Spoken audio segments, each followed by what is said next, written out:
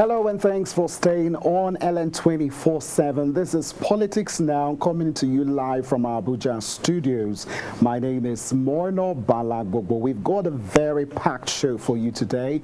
I will be starting from Workers' Day, which was yesterday, the 1st of May, where the NLC and the TUC got together at the Eagle Square to talk about the plight of the Nigerian workers. So for today, we will be examining labor's fresh demands.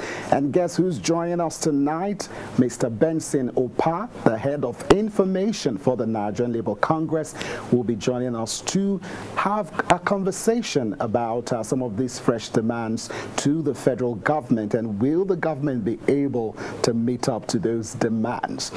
And also later on the show today, we will talk about the NANS crisis, that viral video that's been trending all over social media. We'll be getting to unpack what is really going on. So let's give you a rundown of some of our talking points. We'll look at the leadership disputes and factionalism, and also alleged political interference and compromise.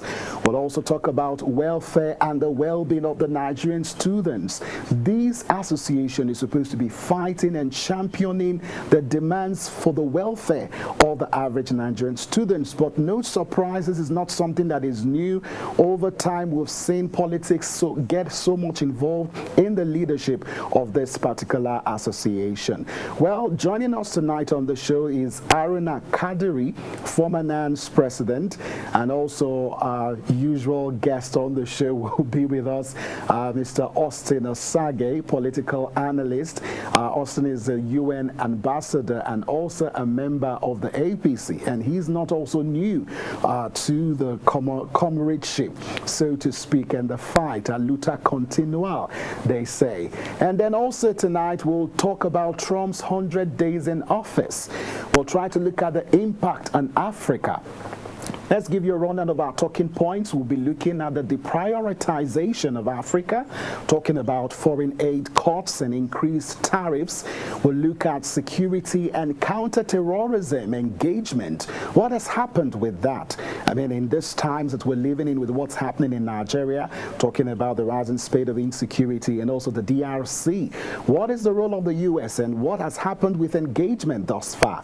And finally, we will examine the implications of proposed withdrawal from diplomacy. And we've got a very packed lineup for you. Our guest, Achike Chudi, political analyst, will be speaking with us. He's a social and political affairs commentator and also the national secretary of the Nigerian Union of Journalists. Also joining us live from the United States of America is Dr. Benjamin Okwai, an African affairs analyst. He's the assistant professor at Albany State University, USA, and also the director of research and founder Sankofa African Affairs webinars. So we've got a very, very power-packed show for today. Let's take a quick breather. We'll come back and quickly get the conversation regarding the Nigerian Labour Congress and, of course, the plight of workers quickly with our guest Benjamin Upa and Benson Upa, I beg your pardon. So we'll take a quick breather. I'll be right back. Stay with us.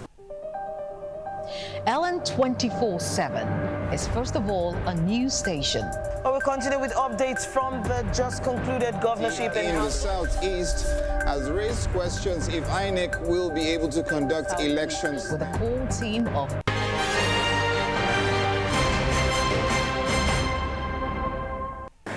Many thanks for staying with us. Well, organized labor on Thursday presented 20-point demand to the federal government as Nigerian workers commemorated the 2025 May Day at Eagle Square, Abuja, across the country.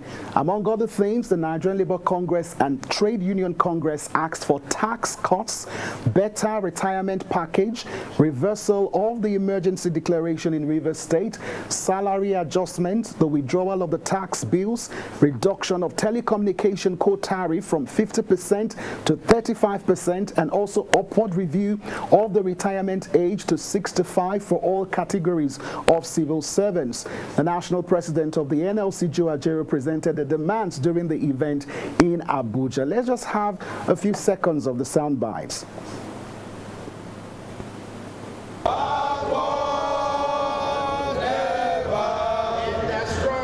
In the struggle,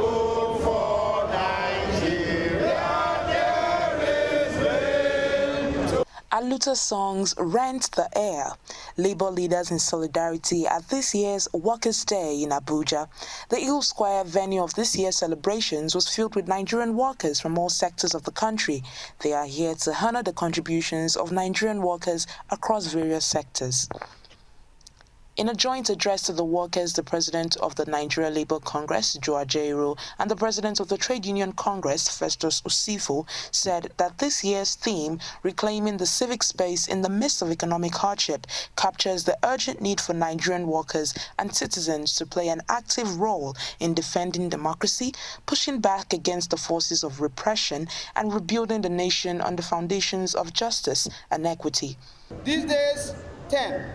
Reclaiming the civic space in the midst of economic hardship calls us to defend democracy, resist repression, and rebuild Nigeria on justice. The civic space where voices challenge injustice and demand accountability is under siege. Policies are imposed without workers' input. Protests are met with brutality, and dissent is criminalized. We are threatened because we dare to speak against hardship, insecurity, and indignity. Comrades, since silence is a surrender, if we do not reclaim the civic space, democracy will crumble. We will not be. All right, joining us live on Politics Now is Benson Upah. Good evening, sir. Thank you so much for being with us on the show. Good evening, Bala.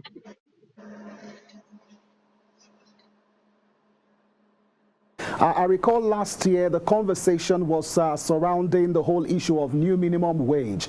So we're looking at some fresh demands to look into retirement age, also the issue of tax reform. So, I mean, how are you getting government to bow down to some of this comment? Because I looked at the response of the president. I mean, he celebrated workers generally, but there was no really, will I say, subsidy or maybe a workers' day gift. So how do you unpack your demands and also federal government's expectations? Well, these demands, I'm afraid, are not as new as you would want to present them. If you look at the issue of retirement age, we have been on it. It should be upgraded to 65 years or 40 service, or whichever one comes first. If you the issue of tax bills, we made that position known last year. But one, we are the biggest taxpaying community in Nigeria. And when government set up that committee, government didn't think it fit to include us. When we wrote to government saying why we should be included, there was a tentative commitment to include us, but then they never did. And then look at the content of the bills. Let us first take the response of the people.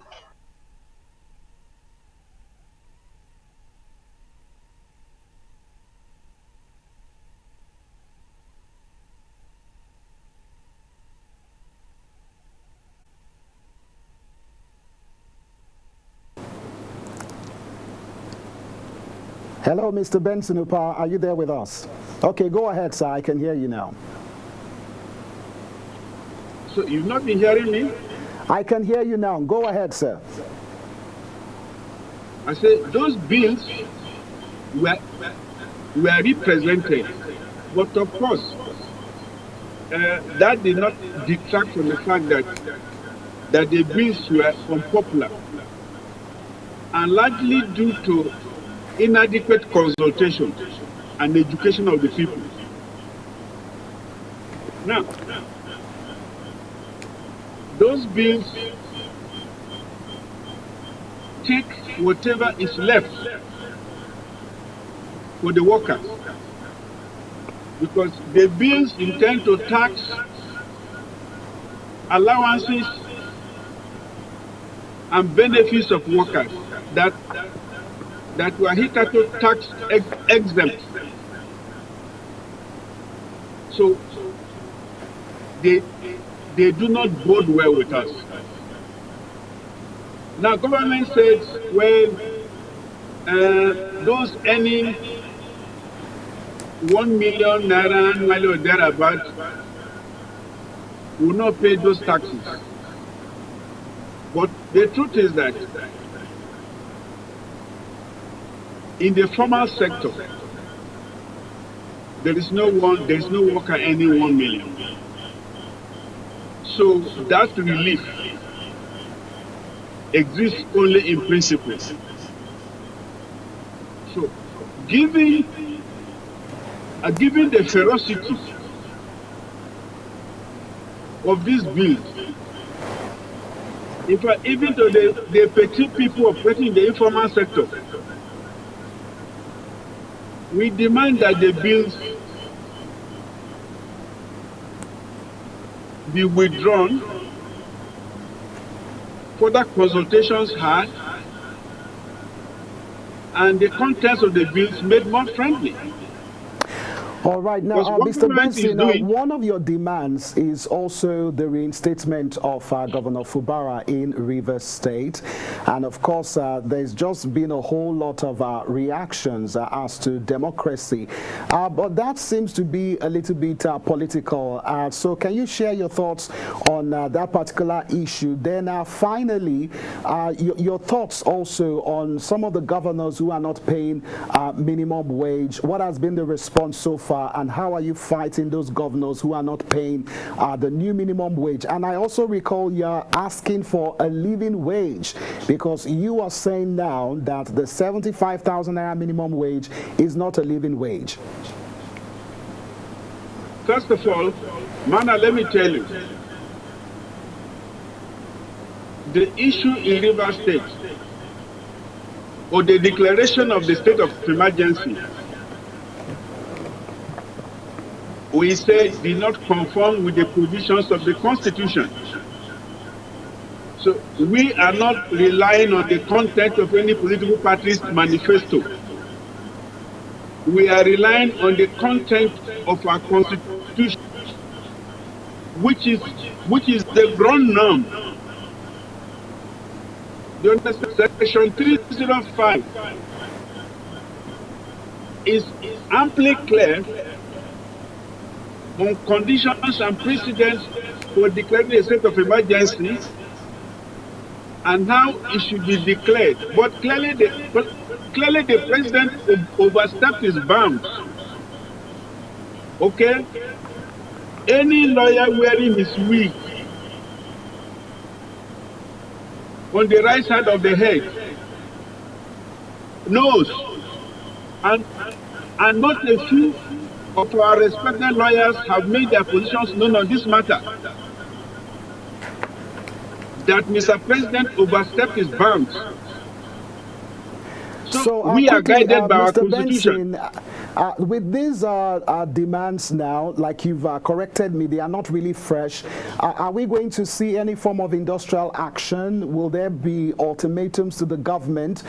Because that seems to be the only language the government understands. Quickly, just before I let you go. For us, there is a process, and we've got to exhaust that process before there will be a question of demands or protests. So we intend to engage the government through the well-established process and procedures. All right. Well, that's the much we can have you on the show. We've got quite a lot to talk about. But thank you so much, Mr. Benson, for being with us. And if you could take some seconds to speak to workers, perhaps you want to encourage them, let me give you the opportunity to do that. I am appealing to our members never to give up. The name of the game is struggle. In spite of the hardships, in spite of the probation conditions, we must never give up. We will keep on struggling within the limits of the law. Thank you. All right, thank you so much for being on the show, Mr. Benson Opa.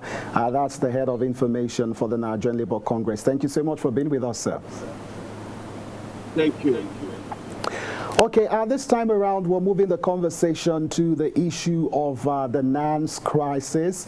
I mean, there's just a whole lot happening. Let's give you a run of our talking points again. If our team could help us with the points on the show again, talking about factional leadership disputes, which is really a major challenge, and also alleged political interference and compromise.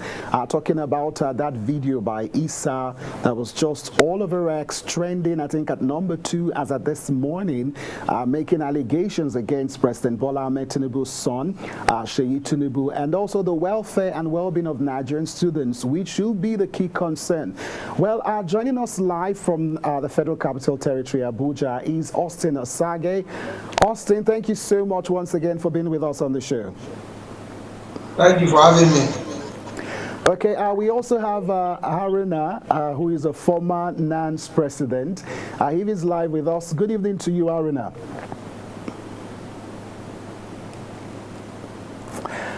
Okay, hopefully he can join us on. But Austin, please just give us a second for us to bring up to speed to our viewers what is really going on. Now, let's tell you that the National Association of Nigerian Students, NANS, has been in the news lately, not for student welfare, but for internal conflicts, alleged political interference, and leadership disputes. NANS, meant to be a unified voice for Nigerian students, has been accused of being heavily influenced by political elites. Now, the National Association of Nigerian Students, NANS, has been plunged into this crisis following an attack on the inauguration of its new president, Comrade Atiku Issa Abubakar, by men believed to be loyal to President Bola Tinubu's son, Seyi Tinubu. And according to Henry Okonomo, former Senate President of NANS, security agencies were aware of the incident but failed to intervene. And this has led to perceptions that NANS serves political interests rather than student welfare.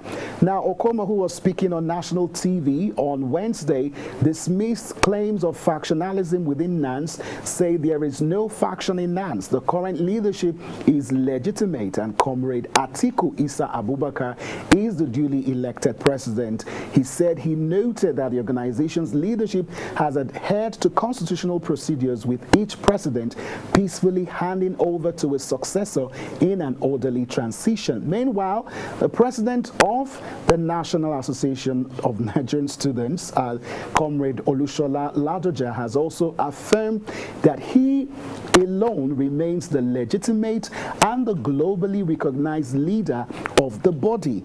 He maintained that there is no factional leadership in NANS, saying the purported claim of a parallel NANS president as is laughable and pitiable display of imposture.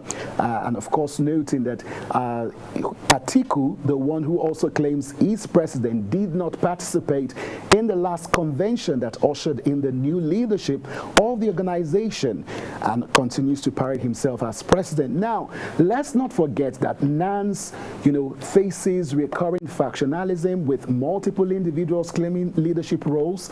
Now, historical examples include the 2010 election under President Goodluck Jonathan, where NANS split into factions. In 2025, here again, tensions are rising as this organization are talking about the convention in Abuja. And also, the Joint Campus Council resisted attempts by the National Secretariat to impose members on the local organizing committee, insisting on the traditional process. All right, so let's bring in Austin. Thank you so much for being with us on the show. Thank you for having me once again. Okay, so let's go straight to the point that I think our viewers will be very interested in, which is the trending video of Issa, making all of these counter accusations. And of course, he was on national TV, that was on Thursday morning, to dismiss some of the claims by Issa. That's talking about Ladoja now, who is also claiming to be president of NANS, that, Sheyi Tinubu is one of the freest president's son that we've ever had in the country, talking about how he would meet with everybody and chat with everybody. I know you are someone who has an inside kind of an inside heart into what is going on. Can you just unpack what is happening? But let's start with those accusations, Austin. I want to say here that now, first and foremost, there is no fashion in the NAS as far 2025 NAS is concerned. And let me put something straight here. NAS, I'm a stakeholder at the national youth. At the same time, I'm a stakeholder at the NAS level. There's a tradition in NAS where election is being zoned. This guy that is calling Atiku is, if I tell you that I'm seeing him for the first time, I was at the convention last year, the convention that produced this Ladoja, but I don't want to go to that side.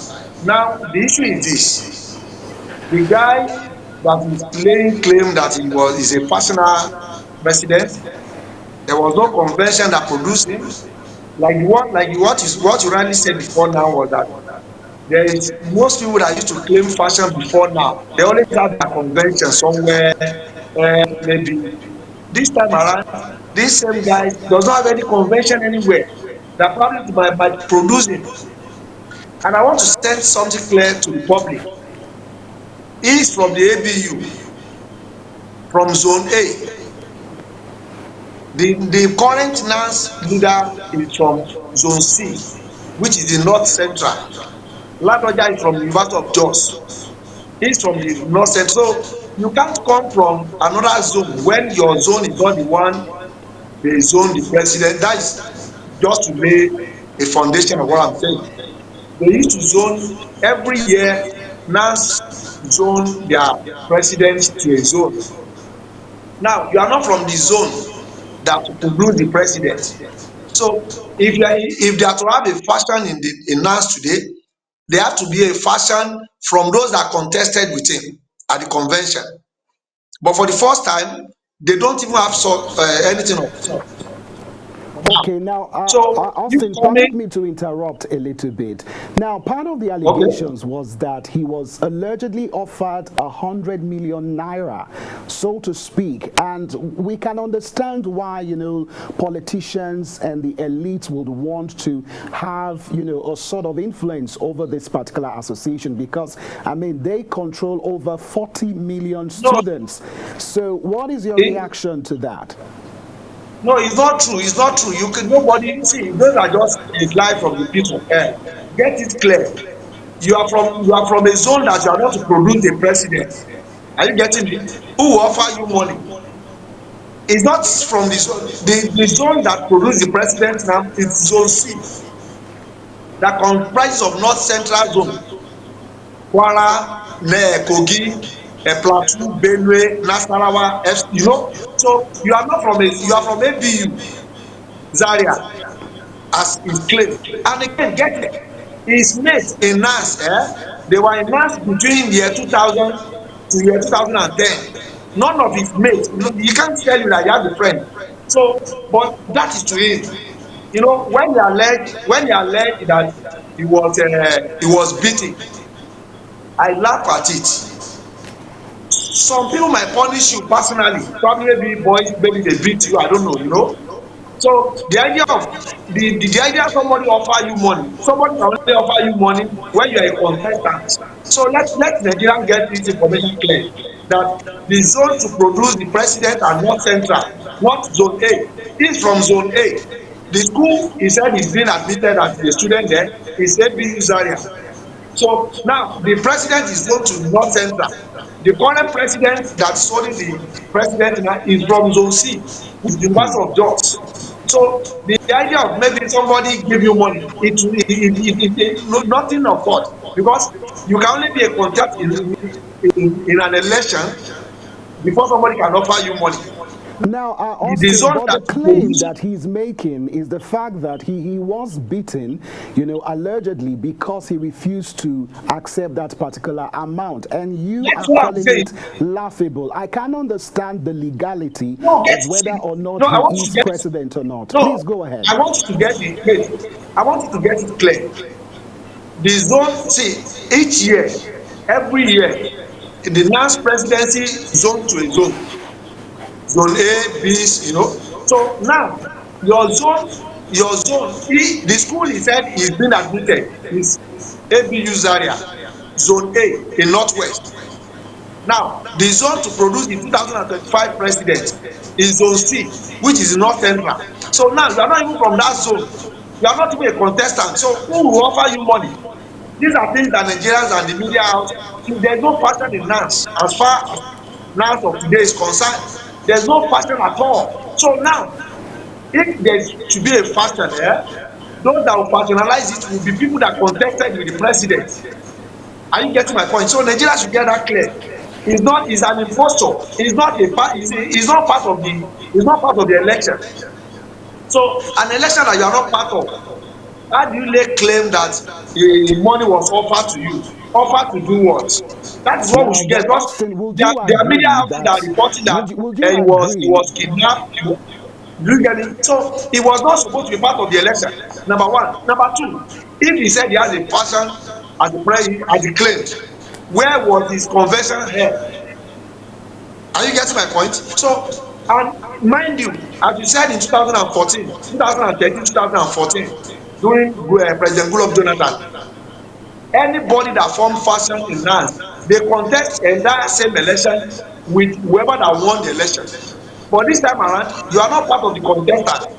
The zone that you came from is not the zone that is the next they have to produce a president. So the media houses and Nigerians should get it clear that he is not part of the election at all from day one. So you come in, probably there are politicians that want to use you to. I'm not speaking for Sheyi now. How will Sheyi offer you money when you are not part of even contesting for election?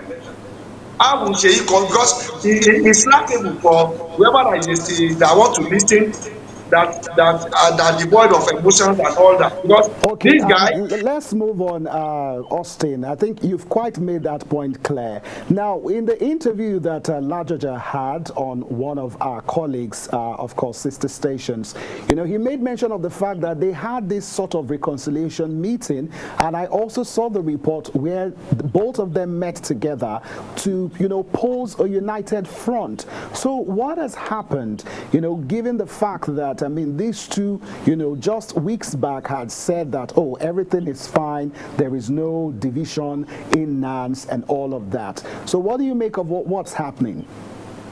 see the NANS and the National Youth Council, every time there is always a stakeholder. If you look at that particular guy called Atiku Isa Abubakar, that guy should be close to 50 years old.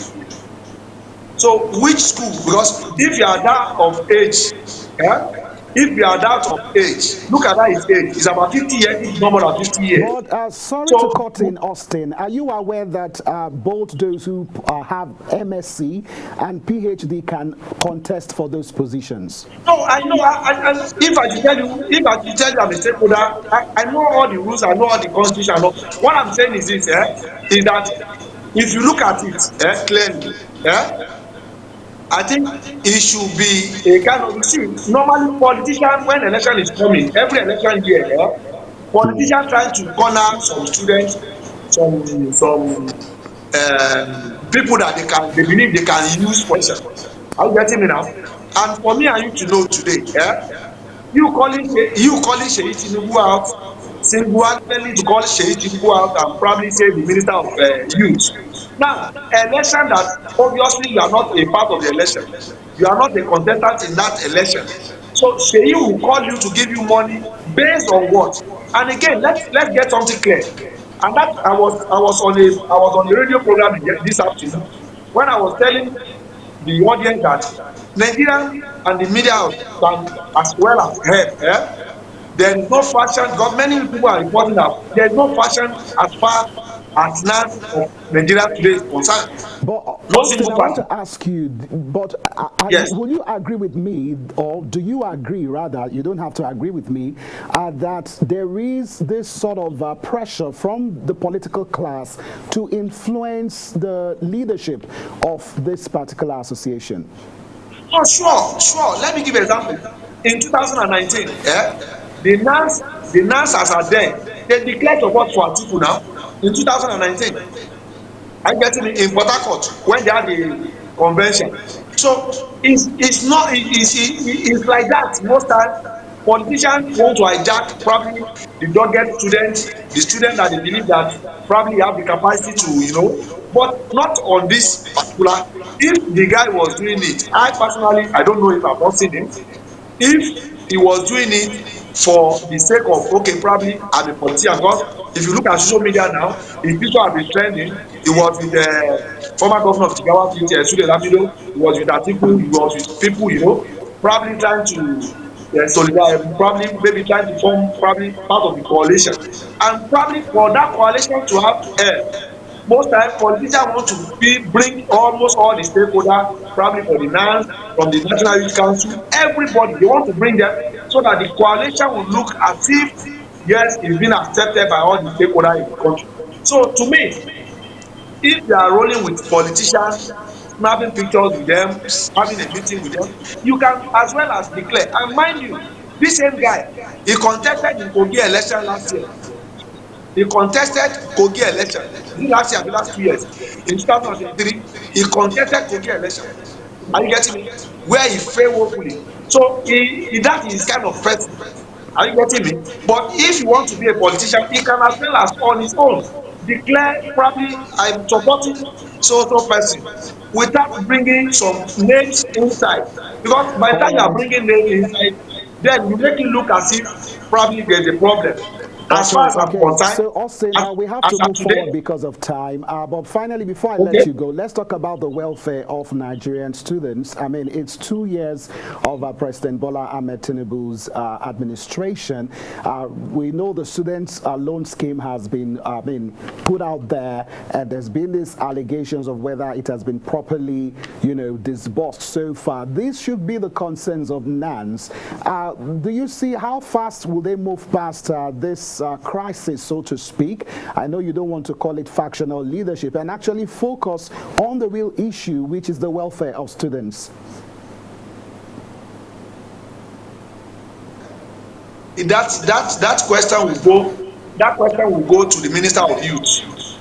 The Minister of Youth, part of his responsibility, he coordinates the National Youth Council, the NANS, which is the umbrella body of all the Nigerian students. The ministers in their ministry, I believe they have a provision for that. For me to be discussing that, probably I might not have enough knowledge, or I might not be privy to probably what they are doing. I know part of what I know was last time, I think some months ago, they were being given some relief. They give them almost all the what they share for probably labor. They gave them probably the CNG buses and all that, probably maybe 1 or 2 or 3, I don't know how many numbers, probably for them to ease their movement in terms of reaching out to schools and all that. But this particular question you ask me now, that should be the question to the Minister of Youth, because it's his office that know what he's probably doing for them.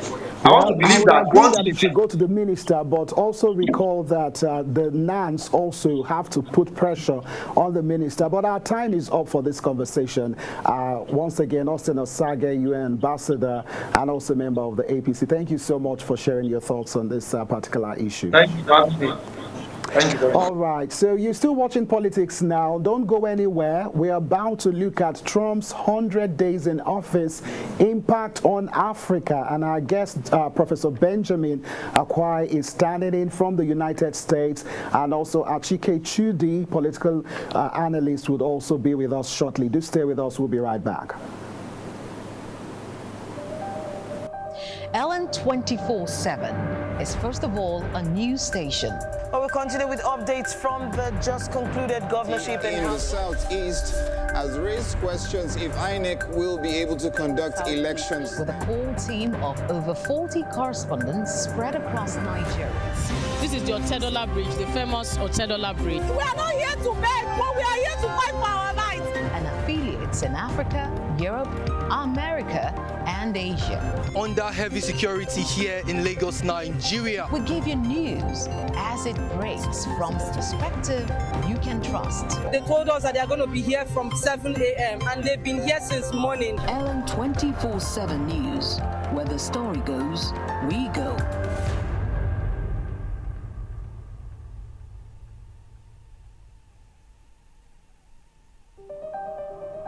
Ellen 20.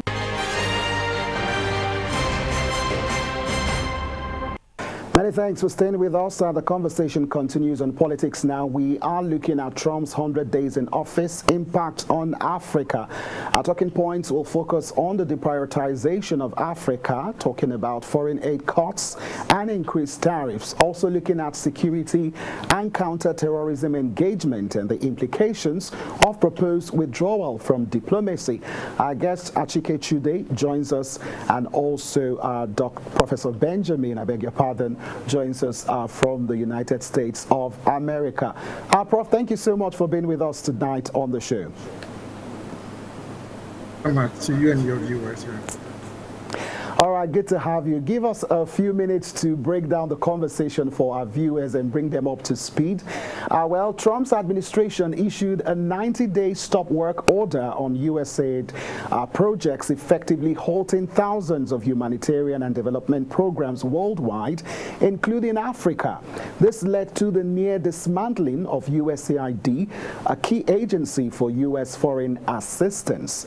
Also, Trump imposed 10% universal import duty on all goods entering the United States, with higher tariffs up to 50% on specific African nations like Lesotho. These tariffs, announced as part of Liberation Day on the 2nd of April, aim to prioritize U.S. economic interests but have strained trade relations with African countries. And this move has put a strain on African economies reliant on exports to the United States, such as textiles from Lesotho, agricultural goods, and products from Nigeria. And the tariffs risk disrupting trade agreements like the African Growth and Opportunity Act, AGOA, though no explicit mention of AGOA status appears at the time.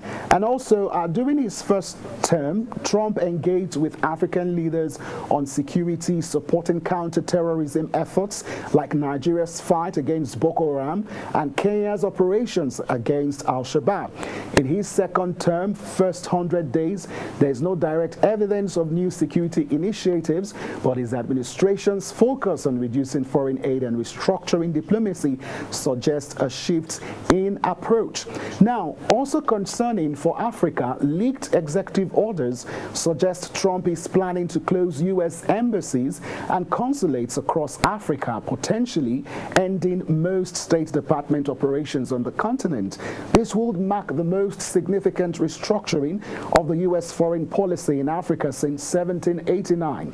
Trump's proposed withdrawal from African diplomacy could reshape the continent's geopolitical landscape, reducing the U.S. influence while opening doors for rivals, though some see it as pragmatic shift rather towards mutual economic benefits. All right, so let's get to the conversation. Prof, thank you so much for being with us. Now, our critics are arguing that this, relations that Trump has with Africa since his second term reflects a deprioritization of the continent and treating the continent as a charity case rather than a strategic partner. So it's been 100 days. I know for some people, they might find it, logically unwise to examine an administration, but of course, 100 days could set a pathway or give us a roadmap of what a Trump presidency would look like. So what are your thoughts on what's happening? Is U.S. missing something about Africa? Are we just a charity case, or there is a lot of strategic benefits for the United States that Trump is not seeing? Yeah, thank you so much for your interest. It's quite a little bit very interesting, right? But I wouldn't use the word deprioritizing, because if you observe what we call the Project 2025, I don't know whether you are very familiar with Project 2025. Yes, right? I'm familiar with it, Doc. If you are very familiar with Project 2025, you see that what is actually happening on the African continent is exactly what they said they were going to do. Right, but to start, let's try to look at some of the areas, right? They identify some key areas or key interests of the United States, right? They're looking at what Africa's explosive population growth. So that's a huge opportunity for them. That there's a rise in population on the African continent. Then they look at large reserves of industry-dependent minerals, what we normally call critical mineral resources. They're also looking at proximity to key maritime shipping routes or routes. That's also of strategic interest to them. Then they're looking at also collective diplomatic power of the African continent as a whole when it comes to diplomacy on the global stage. So these are some of the priority areas that they look at. These are what is of interest to them. But they are trying to look at themselves and compare themselves to what has happened previously, right, compared to the previous administration. And they were saying that if you observe what they see on the African continent, it's mostly what? Terrorism, right? Terrorism has taken hold, or there's an increase in terrorism. For the past 20, 30 years, you see that there has been a shift of terrorism from the Middle East, and now it's on the African continent. So basically what they are saying here is that there's an increase on terrorism on the African continent. Now they're also looking at a situation whereby American competitors, right, tend to have significant advantage over them. They're framing it within the context of what the Chinese. I mean, Chinese companies have basically taken over everything on the African continent. So this is the way they are looking at Africa, the prism through which they are looking at Africa. So given this little background, then we can delve into what they are trying to do. They are moving away from what you call humanitarian assistance to what they call growth, right? So all these humanitarian assistance programs that we have in terms of USAID and all those things, they don't want to focus on that. They want to move towards growth, in that there should be that kind of relationship with US businesses. So that is the shift that African countries are not used to. The US is now looking at its commercial and business interests compared to the past where it looked at these cultural wars, LGBT rights and things like that. So this is a gradual shift from what we know under the Biden administration. So that is why you see it to be deprioritized. Don't forget that every administration that comes into power has to work with three strategic objectives: defense, diplomacy, and development. So for them, these 3Ds, what we call the 3Ds, they are looking at it within a different prism. They are looking at it from the perspective of U.S. commercial interest or U.S. business interest. But Professor Benjamin, there are many who would love to argue that countries like Nigeria and some other African countries also pose, huge economic potential.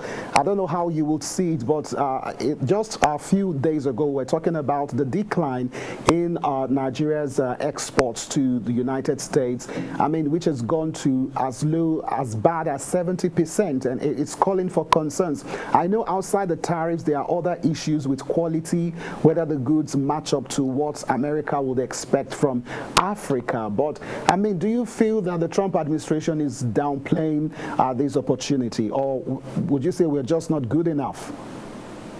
No, I don't think so, right?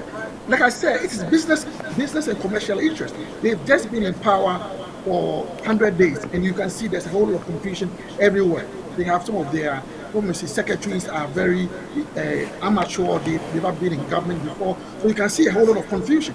Don't forget that anytime you are trying to disrupt a system, right, it must get worse before it gets better. So what we are seeing now is it's getting worse, but at some point in time, they are going to get their hands on the wheels and try to project their interest. No, I don't think that they are downplaying the economic relations with Nigeria. However, they will go back and look at AGUA again. They will go back and look at what African Free Trade Continental Agreement. But these are the things which are in their interest. They are always looking at things for the business and commercial interest. So what we are seeing now is all these chaos. Because if you are trying to disrupt a system, there's going to be chaos first. Then after some days, we try to put things together. So I think that is what they are trying to deal with now. Right. All right. Now, Professor Benjamin, what would you speak on the realignment that is happening so far with the United States pulling away in terms of commerce, which is very clear, and not just Nigeria, even big nations like China are also, grappling with the impact of some of Trump's tariff. And we were expecting that we will see more Africans synergizing, but we seem to be chasing the Asians. What's your take on the impact that has gotten to this particular direction? Okay, so this is what you have to understand. If you go back and take it to the Project 2025, they're talking about pivoting abroad. They are moving abroad. Okay, so let's try to focus our attention on the African continent. So they are looking at commercial business interests. So you could see recently there's all this uproar against Ibrahim Traore, right? Because Mali has a lot of mineral resources, right? So they are looking at Mali as a place which has a critical mineral resource that they need to benefit from. Then they are looking at another place in terms of what they call Somaliland, right? Because first it used to be Djibouti, which tends to be a maritime area where they have the military base, but they are having a lot of competition now. So in order to pivot from Djibouti, they are now trying to recognize Somaliland, so that they will be able to compete, right, in that particular region. So they are always looking at their commercial interests. Now let's look at what they're trying to do in the DR Congo, between DR Congo and Rwanda. They're trying to find a solution. Recently, you saw Makuri, the Secretary of State, right, engage in some sort of the declaration of principles, right, to try to solve that particular issue. It has to do with their commercial interest. So instead of trying to focus on all the African countries, they are being strategic, right? Like this is where our interest is. Let's focus on the regions where our interest is, or where our interests are. The regions where our interests are not, let's not bother ourselves. That is why you are seeing the reduction in the embassies. Do you think that the issue of diplomacy should also weigh in? Yes, you don't want to do business, but every country on earth should at least have some form of diplomatic communications. Well, this is not really a stated fact, though, but leaked executive orders suggest that Trump is planning to close U.S. embassies and consulates across Africa, potentially ending State Department operations on the continent. What are the implications of that if that is to pull through? Right. You should understand what they are trying. Like I'm not speaking for them, right? But what I'm saying is that these are things that they stated in the Project 2025 that we were going to do, right? Now they're trying to look at Africa from a collective perspective, right? That Africa, we're talking about 54 countries. So that means on a global stage, they have a huge influence when it comes to diplomacy, right? But they do not want to be overstretched thin across the African continent, right? Because this takes a lot of resources.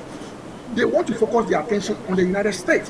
When they are all over the place, it's a huge cost to the United States. So this is what we have to do. Let's probably focus on a regional basis, right? Let's try to reduce our presence everywhere, most of the areas of the African continent, and let's deal with it on a continental basis, because Africa as a whole, with 54 countries, have a lot of influence. So that is what they are trying to do. It's not like they are trying to withdraw actually, because there are some areas on the African continent we don't seem to be a priority for them, right? They don't have any commercial interest. If you look at certain countries, Togo, let's look at Sierra Leone, these are not areas where they have huge business and commercial interest. So if we don't have any serious commercial interest in some regions, why do we have this strong presence over there? So that is the way they are looking at it. But if you compare to the previous Biden administration, who is talking about assistance, who is talking about human rights violation, who is talking about gays and lesbians' rights, gender-based violence. So they need to have presence in almost every African country to be able to collect data on all these violations. So you see that it's a complete departure from what we are normally used to. And that is why we on the African continent are beginning to question what they are trying to do. It's all about the way they see foreign policy from what you call the 3Ds: defense, diplomacy, and development. And for them, it's all about commercial and business interests. Let's move away from humanitarian assistance and let's focus on growth. And growth means what we have to engage based on commercial and business interests. Okay, Prof, we've seen Trump's polls go down. I mean, very low, the lowest for any U.S. president so far. And there's also confusion in the Democratic Party, which is supposed to play a good opposition. So, I mean, Trump has been faced. I know he's been doing a lot of interviews. He did that ABC News interviews. I think he has NBC lined up for this week again. He did one with News Nation, which I watched, trying to defend his tariffs and all of that. But the polls are not really reflecting that they are on. Even there's a lot of doubt within the Republican base itself about, what he's doing and how he's doing. So perhaps if he's going to backtrack on some of these policies, do you think that Africa will be able to benefit? That's if Trump is going to change at all. No, but the point is that you have to know the history of Trump, right? If you follow him, you see the way he does his business. For him, he sees government as a business, right? He wants to cut deals, right? So if you see what he's doing, but let's try to look at why the polls are low on the African continent, in the US. For example, what he said that he was going to do is not exactly what he's doing, right? When during the campaign, he was making the argument that prices of food items are high, inflation is high. So this was what people actually look upon to vote for him, right? This is something that the Democrats actually downplayed. The Democrats were looking at these cultural wars, and the Americans were trying to compare the period from 2016 to 2020, right, under his watch, under his administration. Things were not that very bad. People were thinking that, the economy was a little bit better. So let's vote for him this time, for him to come and take over the reins of government, because the Biden administration wasn't doing a good job. So the main purpose for him coming into power was for him to focus on the economy. Now he comes in and everything is a mess, right? He is doing all these sort of tariffs. Like I said, he is trying to disrupt the system that we have. And you know that when you are a disruptor and you come, things are going to get worse before it gets better. So Americans are becoming a little bit edgy, that we took this people out, we brought you in, we want you to fix the economy, and things are getting better. So that is why Americans are becoming very impatient about what is really going on, and that is what is contributing to his polls. And don't forget, like I said, most of the people in government that are new, some of them are very, very immature, right? So handling of issues become a problem. So I think that is what they are trying to. So he is now trying to take the lead, right? To be at the forefront of these issues. I would love you to answer this question before we go. Now, you've seen how African leaders have responded in the past 100 days since Trump came into office. What have you noticed that they are doing wrong, and what do you think they should do in terms of handling a Trump presidency? Yeah, but I think that is an opportunity for African leaders to get together, right? Because if the US, whatever assistance that you are getting, right, from the United States is being cut, it's not time for you to rise up to the occasion to try to fix in whatever budgetary shortfall that you have. You now have to get your priorities. Now you have to be able to cooperate. But the US is not going to be there all the time to do some of these things for you. So this is the time that Africans or African leaders have to take the bull by the horn and do what is right for their people. Whether you are a military leader or whether you are a Democrat, it doesn't really matter. It's about promoting the welfare of your people. So this is the hard time. All this corruption and all this misuse of resources because you are relying on US assistance and development aid and things like that is going to be cut. So what are you going to do going forward? So I think that for the African continent, it is good because now it makes you become more sovereign. It makes you become a little bit more not so much look at other areas that you can look for funding, not necessarily always coming to the US. If you have to go to the Chinese, you have to go to the Japanese, you have to go to the Middle East. So this is a good opportunity for Africa to explore other avenues of assistance. I think it's a good thing Professor for them. Benjamin, our time is up. I want to thank you once again for being with us on the show tonight. All right, thank you very much.